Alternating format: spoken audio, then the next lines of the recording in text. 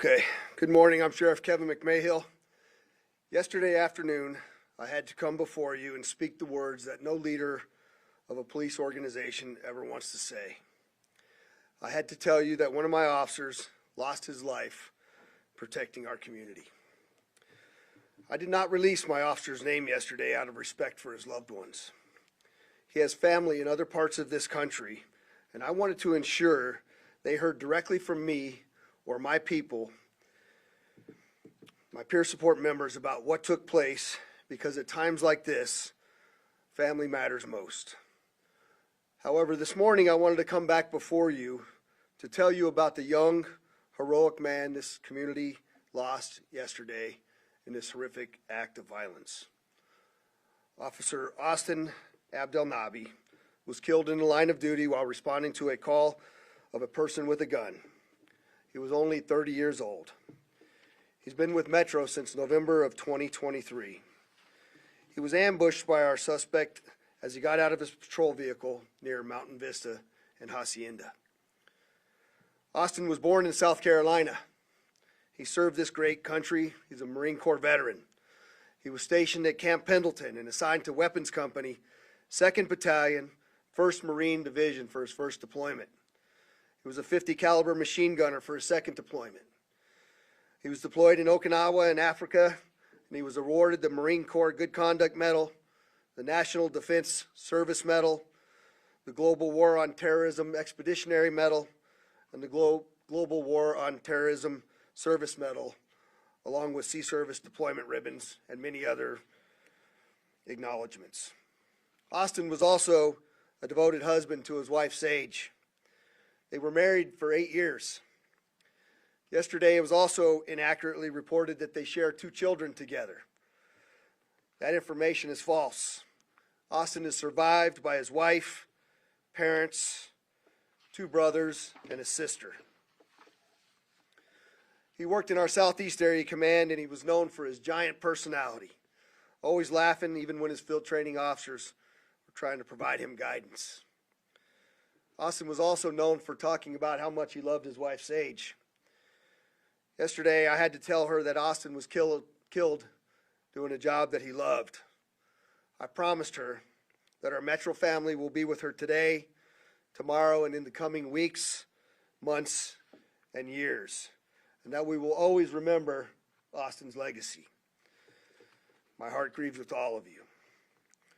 As I delivered the news of Austin's death to a large group of officers at UMC and at the crime scene yesterday, I had to remind them that it's okay to not be okay. This is a tough job, and seeing one of your fellow police officers killed in the line of duty is something that will impact you for the rest of your life. I made sure that they understood from me that it's okay to cry, to mourn, to feel, and to honor the life of their friend. I also told him that in no uncertain terms, one of the best ways we can honor Austin is to show up and defeat evil every single day.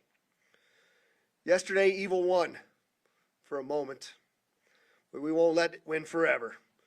In true LVMPD fashion, as we've done in the past, we will learn from this loss and become stronger. We will learn the lessons of this event, and we will take them away and make this organization, this community, better.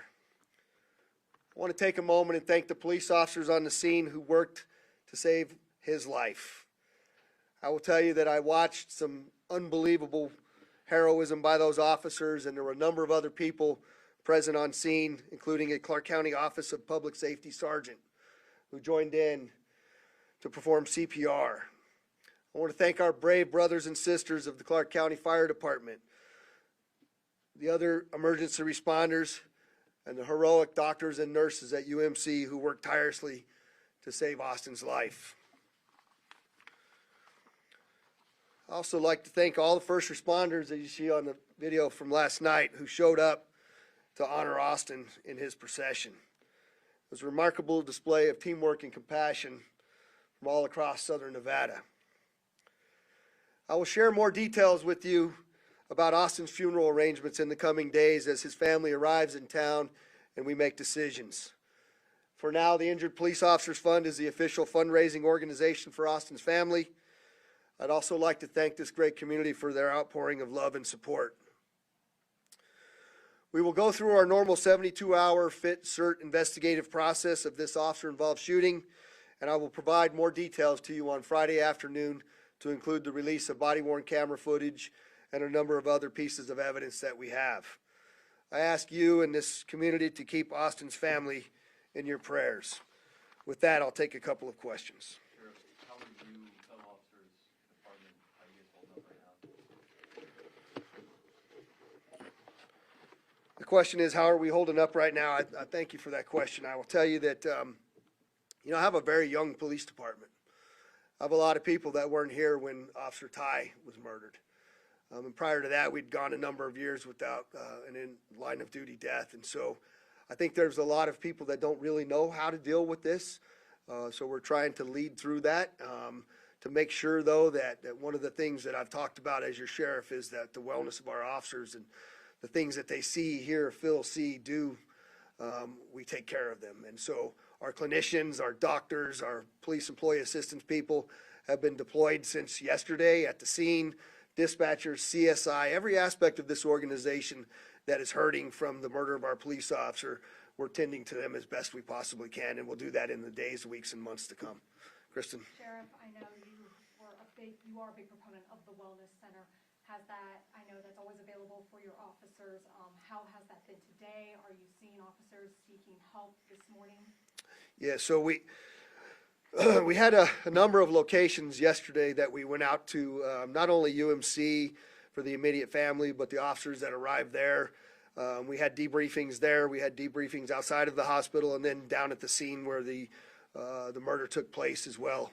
I will tell you that as recently as 9 o'clock this morning, we had a large gathering of the leadership here to talk about how it is that we show to them that it's okay to feel the emotions that you're going to feel when you lose the life of a brother in service. And so we're paying a lot of attention to that because I know that things that manifest itself within our officers later on after suffering such tragic consequences can lead to outcomes that we don't want to see. So we're heavily invested in making sure that we take care of the heart, mind, body, and soul of our police officers moving forward.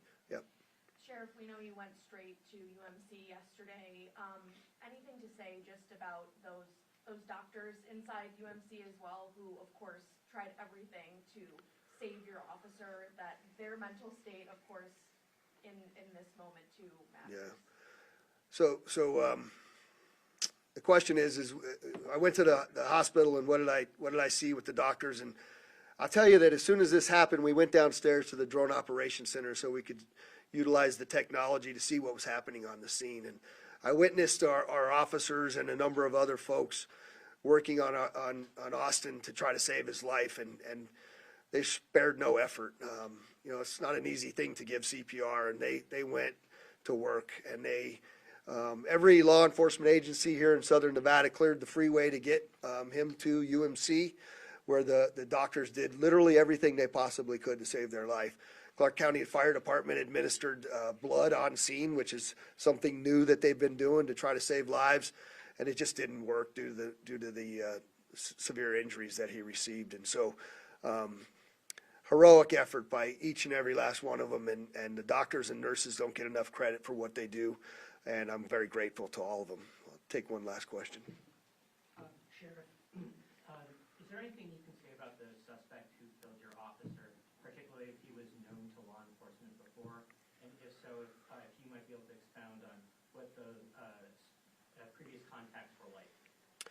Yeah, so the question is, what can I tell you about the suspect? And I'm going to defer back to the 72-hour briefing that we follow all the time. I can tell you that my initial information is that there's been some interaction between him and police, but not that it is criminal. And I'm sorry, I said one more. Go ahead, sir. Sure. I just want you to tell us how you would like the community to remember this officer. You just listed so many incredible honors that he had, but what is the overall message that you want this community to take away for this incredible officer? Yeah, the question is, what message do I want to leave with the community to remember this officer? And there's lots of things, and I think in the coming days as we bury him and honor him, we'll talk about a lot of the things that this officer and his family provided to this community. But, you know, initially I would tell you that, look what I told you. There's a hero that served his country, was awarded at the top levels, a hero that came to Metro, responded to a call for service of a man with a gun, was ambushed as he gets out of his car, and he gave his life in sacrifice for this community. And I don't think enough can be said for the brave men and women that strap on this gun belt, put this uniform on, and go out there and answer that call. And so for them, for this community, I would appreciate you remembering him and keeping us in your prayers as we move forward. And I'll talk to you Sheriff later. Mayo, Yeah. President Trump is coming today. This is a former Marine. Yeah. Is he aware about Austin's death at this point? Have you been in touch with him? Yeah, the question is President Trump aware of this? I've been told that the Secret Service had inquired with us, but I have not had any direct communication with the president. Thank you all for coming.